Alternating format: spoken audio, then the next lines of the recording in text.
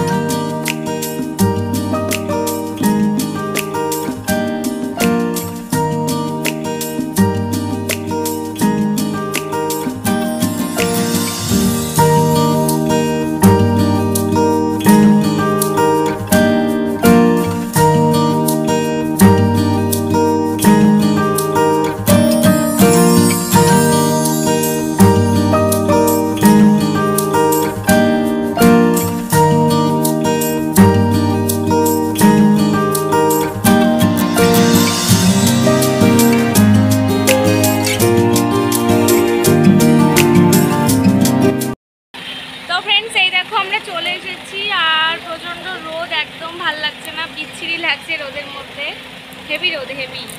তো চলো ঘুরে দেখাবো তোমাদের ভিতরটা। তো দাদাভাই গাড়িটা রাখতে গেল।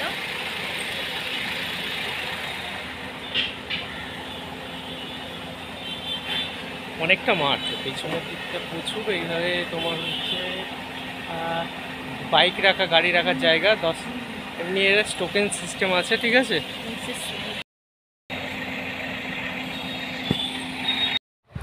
তো ফ্রেন্ডস, এই দেখো মন্দিরের মহাপ্রসাদ তৈরি হচ্ছে। তো দুপুরের খাবার ভাত, আলু ভাজা, পটল ভাজা, ভেজ ডাল, পনির আর চাটনি, কারণ আজকে শনিবার, তো ওই জন্য নিরামিষ। তো চলো দেখতে থাকো তোমরা ভিডিওটা। আমরা খেয়ে নিই, খেয়ে আবার বাড়ির জন্য রেডি হব। তো চলো দেখতে থাকো তোমরা। তোমরা খেয়েছো? তো ফ্রেন্ডস, এই দেখো আমরা অর্ধেক রাস্তায় এসে দাঁড়িয়ে আছি।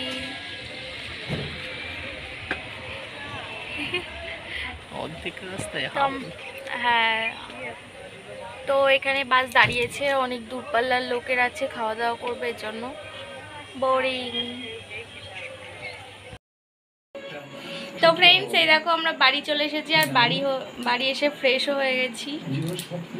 আর দেখো মা কি দিয়েছে সন্ধ্যাবেলায় টিফিনে, দাঁড়াও ব্যাক ক্যামেরা দেখাচ্ছি। এখানে মা দিয়েছে মিষ্টি, আম, জিলাপি আর পাঁপড় ভাজা।